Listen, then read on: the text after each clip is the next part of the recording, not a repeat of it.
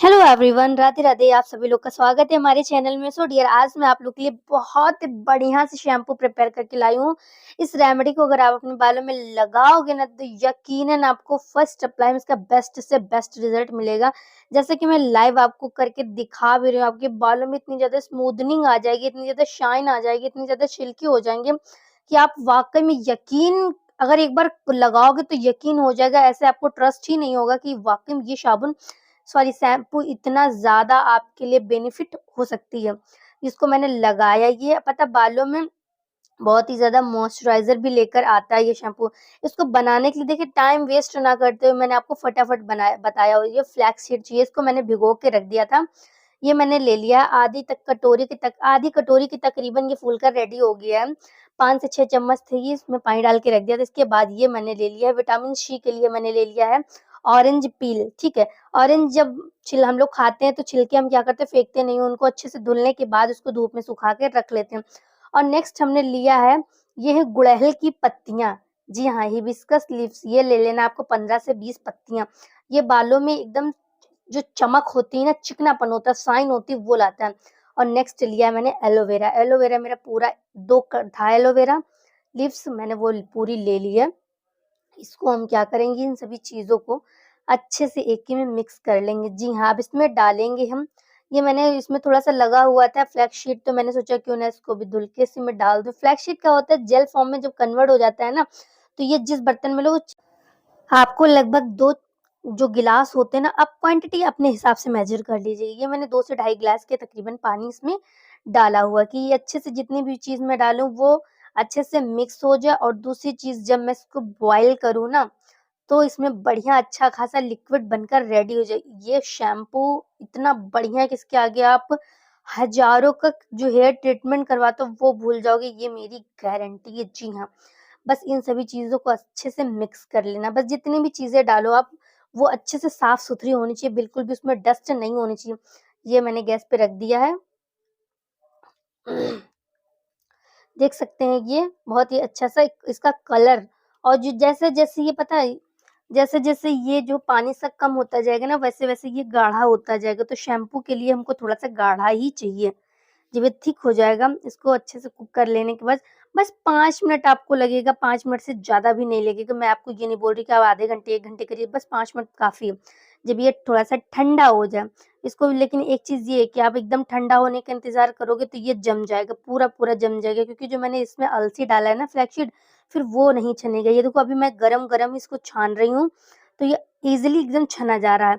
अभी थोड़ा-सा वक़्त हो जाएगा तो जैसे ही ये हल्का-सा ठंडा होगा तो ये छन नहीं पाएगा।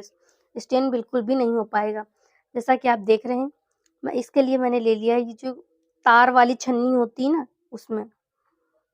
और अभी ये आपको लग रहा है एकदम पतला-सा, लग रहा है कि बिल्कुल पतला-सा लिक्विड है एकदम, बहुत ही हल्का-सा पानी है। अभी जैसे-जैसे ये ठंडा होगा, अब थोड़ी-सी मुश्किल हो रही थी क्योंकि मैंने ज़्यादा ठंडा कर लिया था, तो इसमें जो है आधा तो मेरा निकल ही नहीं पाया था पानी, तो मैंने उसको फिर से थोड़ा-सा पानी डाल के बॉयल किया था, क्योंकि ये जम जाता है, बहुत जल्दी जम जाता है। अलसी का जो पानी होता है ना, बहुत जल्दी जम जाता है, जेल फॉर्म में कन्वर्ट हो जाता है। ये देखो, बिल्कुल भी नहीं निकल रहा था, आप देख सकते हो छन्नी में है फिर भी बहुत मुश्किल से निकालना होता है इसको, नहीं निकल रहा था।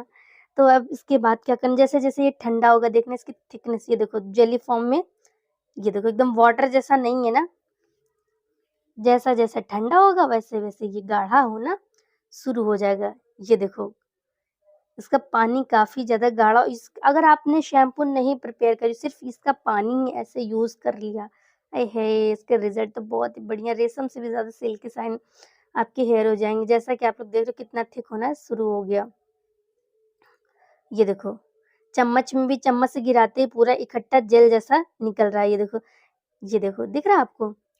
अब आपको करना क्या है इसमें, अगर आप ऐसे इस्तेमाल करना चाहते हो तो ऐसे भी कर सकते हो। अपना कोई भी favourite shampoo as you wish, जो आपको पसंद हो।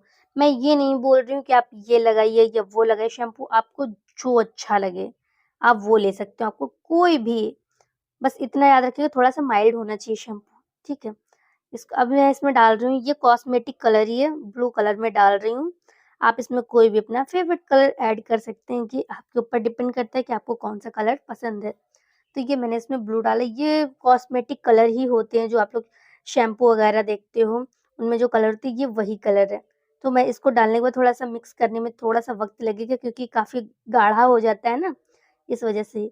इसको मैं मिक्स करूँगी, इसमें मिक्स करने के बाद मैं इसका ये ना सोचिए आप कि मैं जो बता रही हूँ रेमेडी लगाऊँगी भी नहीं, मैं लाइव इसका रिज़ल्ट भी शेयर करूँगी, इसका एप्लीकेशन भी शेयर करूँगी, सब कुछ इस वीडियो में मैं शेयर करूँगी, ताकि आपको ये नहीं लगना चाहिए कि मैंने बताया वो मैंने लगाया नहीं है।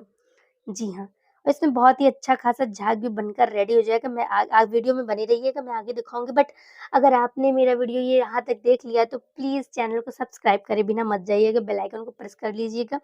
ये एक बोतल में स्टोर कर सकते हैं, इसको हम लोग 1 साल तक की रख सकते हैं, जी हाँ।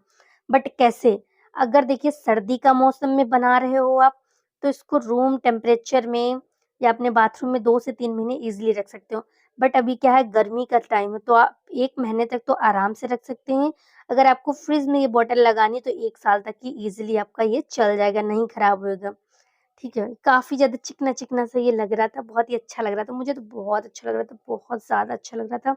और जब मैं शैम्पू कर रही थी ना तब तो और भी ज़्यादा ऐसा लग रहा था बहुत ज़्यादा चिकना-चिकना सा, ये मस्त लग रहा था, ऐसा लग रहा था मैं शैम्पू नहीं जेल लगा रही हूँ अपने बालों में।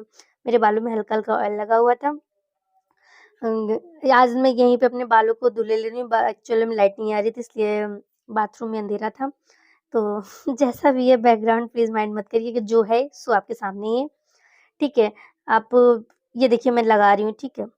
और एक चीज़ और है, बालों में थोड़ा-सा तेल लगा हुआ है तो कैस्टर ऑयल काफ़ी थिक होता है ना, इसकी वज़ह से इसको 2 बार तो कम से कम अपने बालों में अच्छे से लगाइए और इस्तेमाल करिए। अगर और भी बेहतर तरीके से इसको लगाना तो क्या करना है, किसी कटोरी में या कटोरे में या मग में ले लेना शैम्पू, ये देखो मैं जैसे ले रही हूँ, ऐसे बहुत ही अच्छे से लग जाती है बालों में। ऐसे क्या होता है ये इतना ज़्यादा जेली फॉर्म में हो जाती है कि जैसे आप बाल में डालते हो वो सरक जाता है, फिसल जाता है।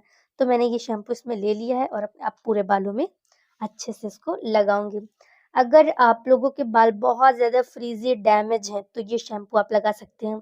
बाल जो है हद से ज़्यादा झड़ता ही चला जा रहा है। इतना ज़्यादा झड़ रहा है कि आपकी लेंथ पहले बहुत अच्छी थी, थिकनेस बहुत अच्छी थी, अब दिन पर दिन बहुत ज़्यादा पतले होते जाएँ, तो वो लोग इसको लगा सकते हैं। या जिसके बहुत ज़्यादा डैंड्रफ हो रखा है उस वो भी इसको लगा सकते हैं।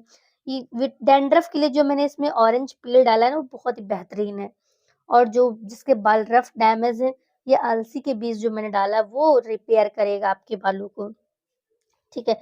ये मैंने देखिए एक बार लगा लिया, दूसरी बार मैं फिर से लगा रही हूँ ताकि अच्छे से क्लीन हो जाए। जी हाँ, और जो मैंने इसमें हिबिस्कस लीव्स डाली है ना, गुड़हल की पत्तियाँ, वो क्या करती है बालों में एक देखा होगा एक तरीके से बाल होते को आप बहुत लोगों के देखा होगा बहुत लंबे-लंबे घने होते हैं, लेकिन उनमें चमक नहीं होती बिल्कुल भी, शाइन नहीं होती है।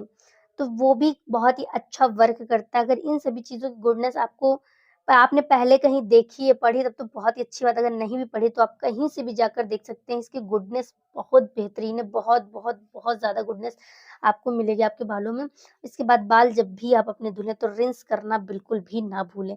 रिंस करने से क्या होता है जो स्कैल्प में शैम्पू वगैरह होता है वो अच्छे से निकल जाता है, डैंड्रफ नहीं होता। डैंड्रफ तभी होता है जब आपकी स्कैल्प गंदी रह जाती है या फिर शैम्पू-वैम्पू रह जाता है, अच्छे से धुल नहीं पाता। ये मैं अच्छे से रिंस कर रही थी अपने बालों को, मैं लाइव दिखा रही हूँ, ऐसा नहीं कि मैंने कुछ और दिखाया हो और आपको बताया कुछ और। इसीलिए मैं अपने हर वीडियो में खुद का लाइव भी दिखाती हूँ ताकि आप लोग को ट्रस्ट हो और ऐसा ही प्यार सपोर्ट बनाए रखिए। अगर मेरा वीडियो अच्छा लगा हो आपके लिए बहुत हेल्पफुल रहा होगा, तो प्लीज़ लाइक करिएगा वीडियो को, चैनल को सब्सक्राइब करिएगा, कमेंट में ज़रूर बताइएगा। वैसे फ़ायदा तो डेफ़िनेटली सबको होना ही होना है, ये कोई लिख के रख ले, होना किसी को ना के चांसेस तो है नहीं। So dear love you, bye bye, take care, अपना ध्यान रखिए, अपने बालों का भी, बाय।